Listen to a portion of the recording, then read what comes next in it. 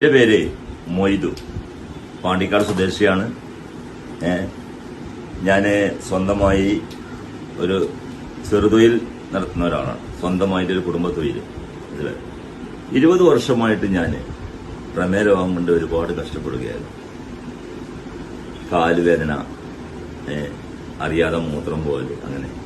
എന്റെ ഒരു മോള് എനിക്ക് ഐ-കോഫി എനിക്ക് തന്നുകൊണ്ട് പറഞ്ഞു, ഇപ്പൊ നിങ്ങൾക്ക് ഒരുപാട് സുഖം കിട്ടാൻ ഏറ്റവും നല്ലത് ഐ-കോഫിയാണ്, കുറെ മരുന്നുകൾ നിർത്താനും അത് പറ്റും എന്ന് പറഞ്ഞു. അങ്ങനെ ഞാൻ ഐ-കോഫി സ്റ്റാർട്ട് ചെയ്തു.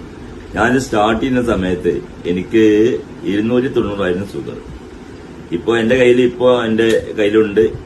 കഴിഞ്ഞ ബുധനാഴ്ച ഞാൻ എടുത്തത് 198 ആയി കുറഞ്ഞു. അതും ഭക്ഷണം കഴിച്ചിട്ട്. ഞാൻ ഭക്ഷണം കഴിക്കാൻ എടുത്തിട്ട് 260 ഉണ്ടായിരുന്നു. ഞാൻ 208